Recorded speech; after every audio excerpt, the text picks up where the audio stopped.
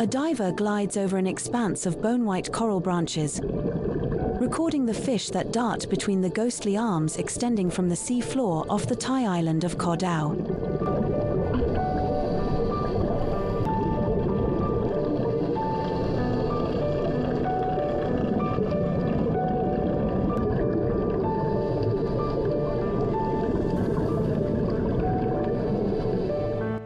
I find it fun and I really like diving, and it's just something that I can do that will have a good consequence for the environment, and I enjoy it and I want to help the reef. After a 2-week course in Koh Tao, the 14-year-old can identify coral types, carry out reef restoration, and help scientific research on coral health by recording the color and tone of outcroppings at dive sites. Coral bleaching has been recorded in more than 60 countries since early 2023, threatening reefs that are key to ocean biodiversity and support fishing and tourism globally.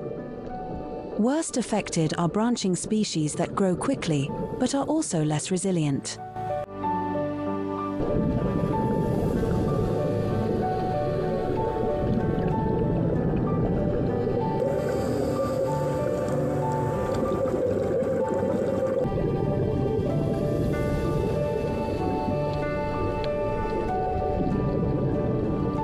However, what we found since COVID is that's now, I've seen a lot of inquiries coming in, it's 7, between 6 and 8, almost inquiries. It's like there's also an increased awareness, and you know, whether it's all the news information around the world, and there's obviously we're in a El Nino year, and there's a lot of bleaching going on, and there's a lot of concern about the marine environment, increasing people's awareness. So we found an uptick and an uptake in conservation courses. And she is not alone. The Professional Association of Diving Instructors, better known as PADI, one of the world's leading dive training organizations, says conservation certifications jumped over 6% globally from 2021 to 2023. On Koh Tao, Black Turtle Dive offers courses on everything from how to properly dive against debris collecting marine plastic or stranded fishing net to coral restoration techniques. We are not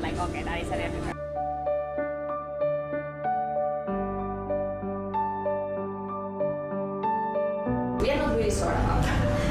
Because the thing is, like, we have so many different coral species.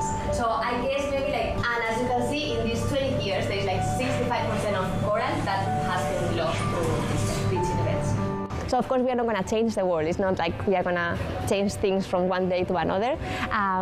But we are doing our best, and that is like the best feeling. Is like I'm working every day to do something good for the environment and for the reef that I love.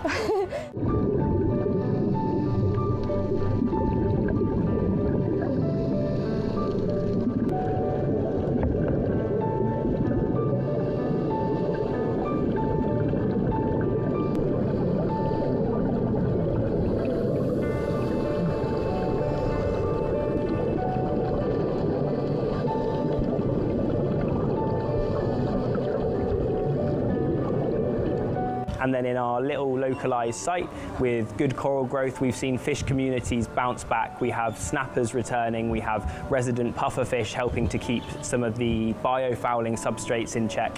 And we're really seeing reef communities sort of come back to this very small area.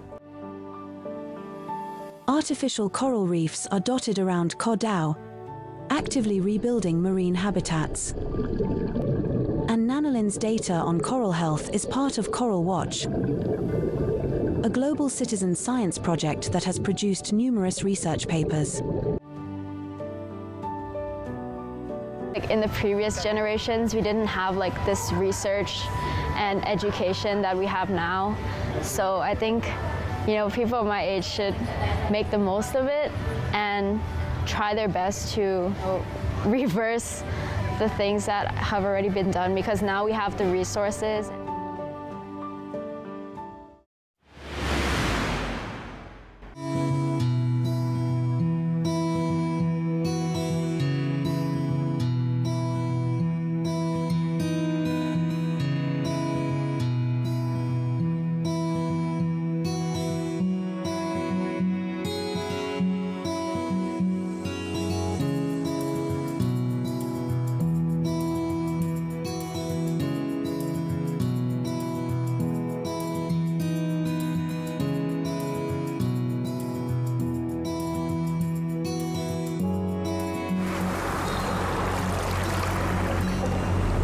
volunteers in Mabini have come up with a unique way to educate local residents about the importance of environmental protection by exchanging plastic trash for rice. Spearheaded by Julio Indaya and his group of volunteers, the Plastic Pallet Bigas, or Plastic in Exchange for Rice program, involves residents of the town of Mabini exchanging sacks of litter collected from their beach, regardless of their weight, for a kilogram or 2.2 pounds of rice. This reward is enough for a small family's needs. So our initiative, we exchange coastal plastic pollution for rice. So we ask our local volunteers to help us clean the shores in exchange for rice.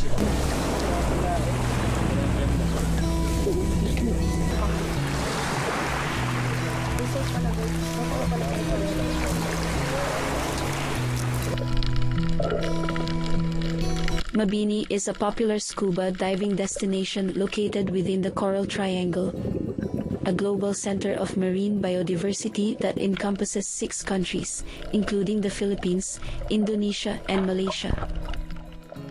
The area has seen an increase in the amount of trash washing up along its shores each year.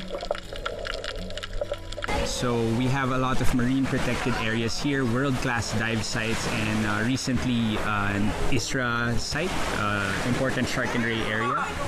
So we have a lot of critically endangered and vulnerable marine wildlife here in this area, and the plastic can affect them a lot. They can get entangled, so I've seen sea turtles entangled in nets and other types of plastic. They've been known to eat straws and plastic bags, and the fish also eat microplastics that have been, broken down in the shore. And recently we've been finding more and more microplastics even in fish that we eat, so it's also harmful to us.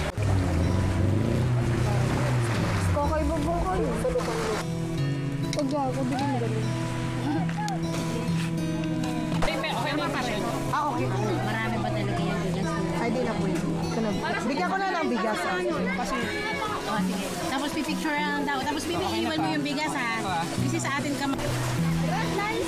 The program has been a huge help to some residents like 46-year-old Janet Acevedo, who are having to cope with the increasing costs of basic goods like rice. Yung pong pagkapalit ko po ng bigas ay napakalaking tulong dahil sa isang buwan ay halos ay 4 na kalahating kaban. Ngayon po ay 2 na lang ang aking binibili sa laking tulong at tipid ng pagpapalit ng basura. At nakakatulong ito sa ating environment, ika nga. Sa ating kapaligiran at kalinisan ay talaga makikita. Dahil nakakatulong siya dahil yung mga tao lalong nagkaka-urge. Dahil hindi rin natin minsan yung mga ibang tao yung dala rin ng kahirapan minsan, lalo na sa panahon ngayon ang mahal sa mga bilihin. Nakaka-urge sila na sa kanilang free time maglinis sila. May mga napupush ang kanilang sarili na maglinis sila dahil meron silang matatanggap na something . Isa rin malaking bagay rin yun sa isang tao.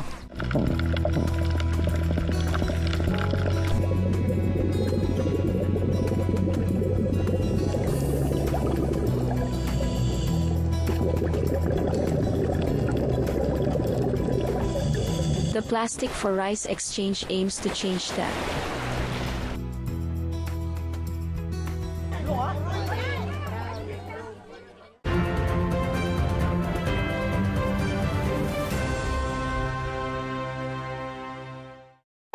A devastating ransomware attack has crippled critical systems, exposing sensitive data of millions and posing a severe threat to national security. A ransomware attack is not something to be taken lightly. I attended a cybersecurity escape room held by Ikuti Ransomware Resilience Workshop recently in Singapore. We were divided into groups and was given different roles in facing a ransomware attack. James Blake, Ikuti's head of global cyber resilience strategy, shared more on the danger of ransomware attack. Ransomware attack is where a criminal organisation will encrypt your systems systems, exfiltrate your data, and then threaten to release it and not give you the decryption key so it's no longer available. Prevention is incredibly difficult from a ransomware attack because the attack surface in most organizations is so broad. The biggest concern of government entities is they can't really pay. I believe you should never pay the ransom. You should build a level of resiliency to be able to withstand the attack in a way that has the minimum impact on the organization. Cohesity, as a global data management company, works with local governments in spreading awareness about the danger of ransomware attacks and advice on how to build a high-resilient cybersecurity in facing this cyber attack worldwide. From this workshop, I learned and I understood a little bit more about what happens when ransomware when a ransomware attack happens, and then so the situation room and how does the decision makers have to go into a room, they have to have discussions and ask each other serious and important questions and then come to decision. Yeah, so for ransomware attacks, I think it's very rampant right now. So we do know that it's occurring, but I do believe that businesses and enterprises will need to have more of the awareness of how they are tackling this situation. As technology advances rapidly, all organizations are increasingly vulnerable to cyber attacks. Therefore, it's crucial to prepare for the worst and maintain robust cybersecurity measures to effectively handle any potential threats.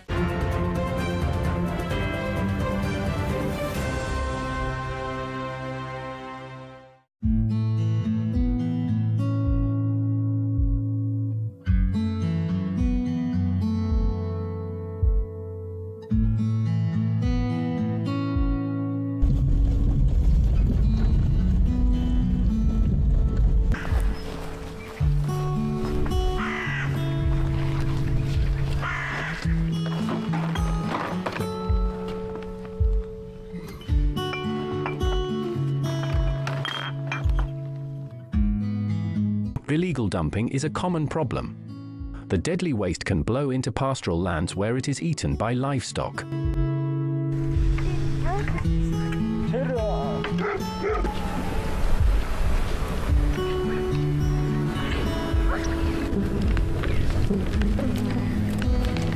ерөөсөө амнаас нь шүлсэн гоожод тэгээ хөвчдээсэн байхгүй. Тэгсэн чинь хичнээн хоног бүр хөвтгий. Тижэл өгөөч иддгүү тэгэд бүр сүулдэ арга ядад нэг өглөө болсон чи үхсэн байсан. Тэгэд чирч хашаанаас гаргаж жагаад задлаад тэгээ ингээ гидсийн задлаад чи улаан хоолойноос доош ингээ бүр ходоодонд ортол ингээ бүр таг авпацаад. Without a centralized recycling program, some 90% of it ends up in landfills.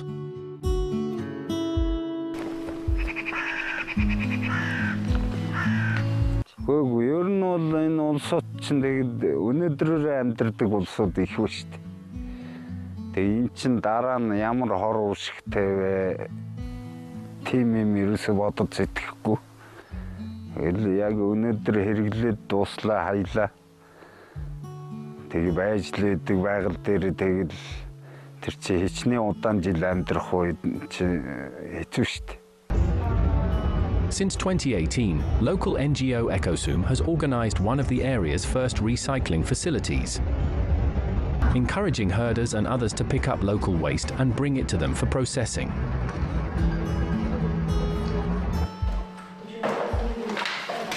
Partially funded by the EU, the NGO is trying to establish Mongolia's first zero-waste district.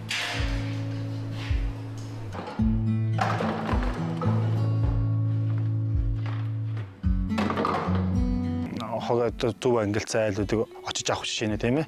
Машин дээр байхгүй хөгжсөн настай өндөр настай хүмүүс ангилаад сур цайлуудыг очиж аваад үйлдвэр дээр ирээд ангил нь дахиж өөр нь нэгтэлж бид дахиж ангилаад тэгээд нөгөө цааш нь одоо пресслэх нь пресслээд ботлохын ботлаад цэвэрлэх нь цэвэрлээд угаахыг нь угаагаад хүнд хэрэгтэйг нь ялгаад хэрэггүйг нь бүр эцсийн өгөр нь хаяад. For Narambat, work starts bright and early when he and his colleagues head out to collect waste from those who can't bring it to the facility themselves. They then separate the plastics into what can be reused and what can't.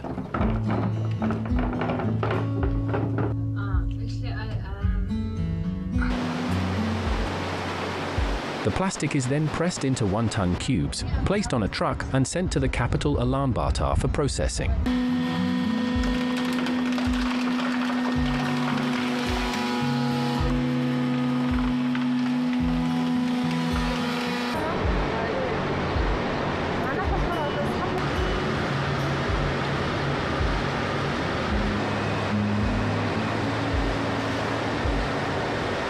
Энэ хонцор бол одоо ерөнхийдөө бол Монгол улсад хөдөө орнуудад хаа сайгүй одоо бэлчээрийн мал аж ахуйнд одоо хөдөө хээрээр одоо энэ хонцорч юм бол асар их болцсон.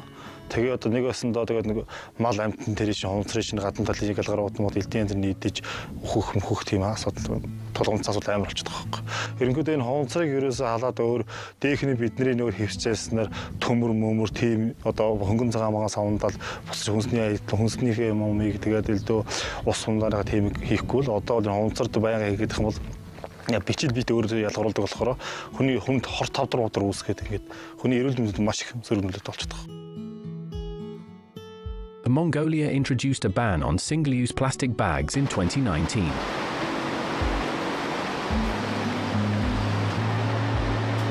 But it remains one of the world's top per capita producers of plastic waste.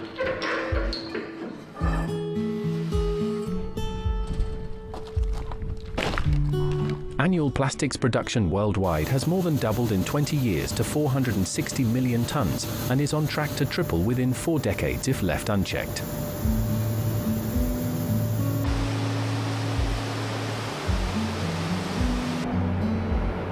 For Mongolian herder, individual habits need to change.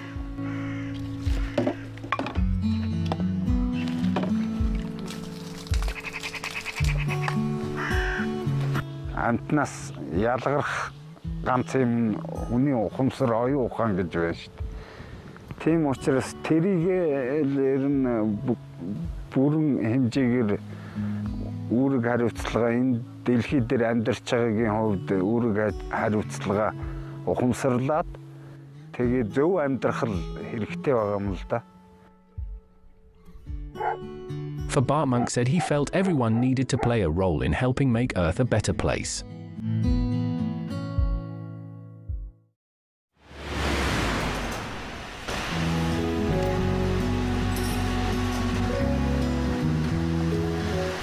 In a rustic Malaysian workshop about a century old and cluttered with racks of tyres, a stoic, white-haired man dressed in a t-shirt and shorts inspects his nearly finished trishaw. Chu Yu Chun is a veteran craftsman of Pedicabs and is said to be the last one still plying the disappearing trade on Penang Island, north of Malaysian capital Kuala Lumpur. I make the new one and the last one. Repair and I got normally repair bicycle shop also can repair. The change tire, change the spare part can repair one. Only make the new one difficult. Trishaws, or pedal-driven taxis, were once common in Malaysia and elsewhere in the region. Their popularity has declined as modern transport systems were built in tandem with the region's economic development. But he intends to retire in a few years. So I plan new 4 years I pension. I had to clear myself 3 or 4 years, then I pension. The fourth generation in a family of trishaw builders dating back about a century. Chu took over in the late 1980s after his father suffered health issues. As there is hardly any interest in using them for actual transport, Chu's finished orders end up as decorations or collectibles. Some come for business, some hotel, some is buy back home. They're interesting, and then we buy back one. All handwood. All handwood. Like the front body is one piece of wood to fitting one. put gum. Then metal work you have to welding, part to part. Already acquainted with fitting tyre tubes as a teenager, he picked up the art of building frames from scratch. The steel bodies of Chu's machines are bent and welded piece by piece, along with each model's wooden seating area, before being fitted with factory-made items such as the hubs and chain. If you continue work that about 20 days. 20 days, but I have to repair and then roughly about six weeks. He rolls out 3 to 4 pedicabs annually, selling them for 7,500 ringgit or almost $1,600. Order less, then you have to expenses too much. You have to pay the renting, electrical. The one is already 2,000 plus. There are just over 130 trishos in Penang, where they differ in style from the few dozen found in the southern state of Malacca, where the vehicles remain popular among tourists. Malacca's trishos are designed to have their rider sit beside their passengers, while Penang handlers pedal from behind. None of Chu's children are interested in trishos, nor is he keen to teach them as it involves a lot of hard work and spare parts that are hard to find. He got a job, then get to the university, then he got a good job. Before come and continue. My son also didn't continue. And he is looking forward to his retirement.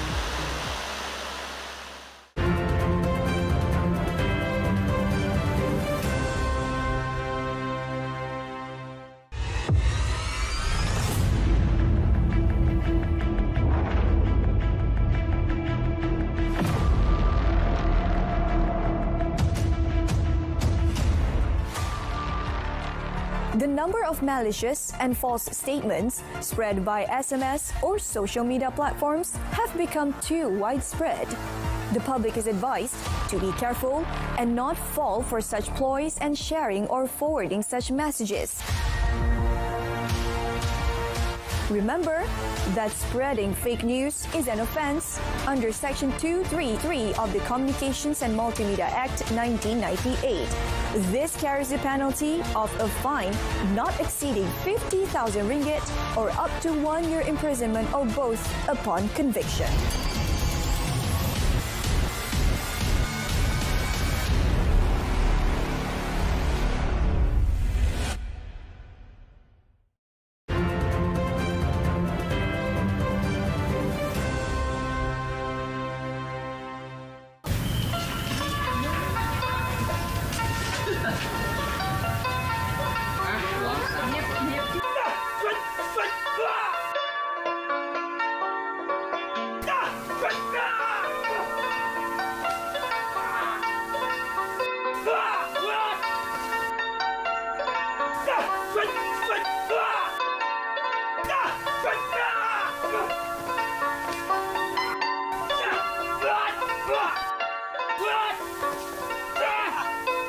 In a small Cambodian town near the banks of the Mekong River, law student Owen Bunthav tenses his slender torso and steels himself for an elbow strike to his head.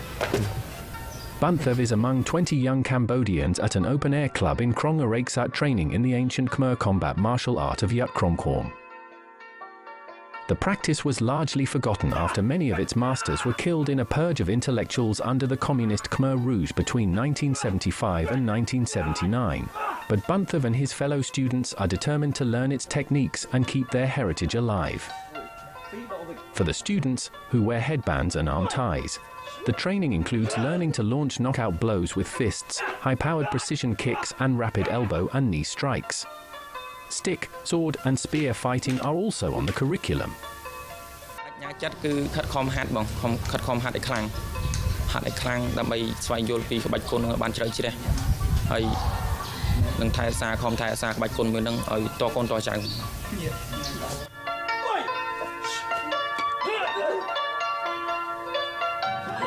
Yat Krongkorn, which translates to the art of war in the Khmer language, was born out of the numerous wars fought by the ancient Khmer Empire.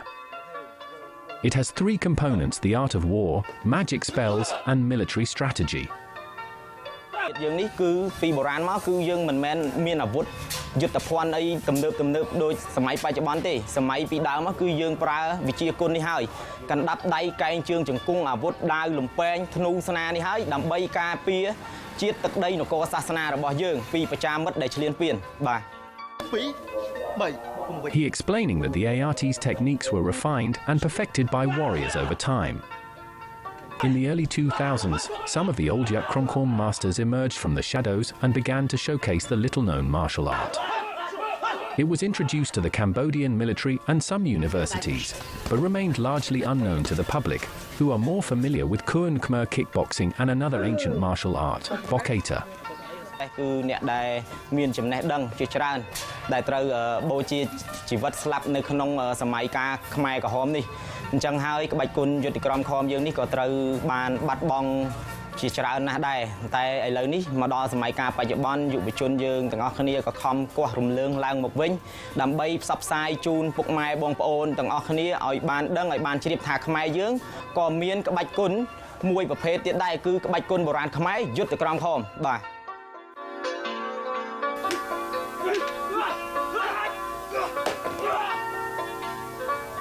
Student Mao Rita, 18, who has trained for around 2 years, hopes to use her skills to protect herself from bad people. ហើយខ្ញុំក៏បានដឹងថាក្បាច់គុណហ្នឹងក៏ជាក្បាច់គុណបុរាណខ្មែរចំណាស់មួយអញ្ចឹងខ្ញុំក៏ចង់ហាត់ឲ្យខ្លាំងដើម្បីយកទៅអភិរក្សវប្បធម៌ហើយចេញសម្ដែងឲ្យគេឃើញឲ្យកាន់តែច្រើន She also appealing to young people, especially girls, to take it up. ខ្ញុំសូមសំណូមពរឲ្យយុវជនយុវនារីចូលរួមហ្វឹកហាត់ក្បាច់គុណយុទ្ធក្រមខមឲ្យបានច្រើនគ្នាដើម្បីជួយផ្សព្វផ្សាយពីវប្បធម៌យើងឲ្យបានទូលំទូលាយជាងនេះ At the club, Bunthav's opponent darts forward and in one swift, simultaneous movement, hops up and lands a ruthless mock strike. ក្នុងកម្មវិធីវិយុទ្ធបើសិនជាយើងចូលវិយុទ្ធក្បាច់គូកាយហ្នឹងគឺជាក្បាច់សម្លាប់មួយដល់យើងរំសាហាវហ្មង Bunthav, who is in his third year of his legal studies, has been practicing Yat Kromkorm for only 2 months, but the training has already helped to reduce his stress levels and made him healthier.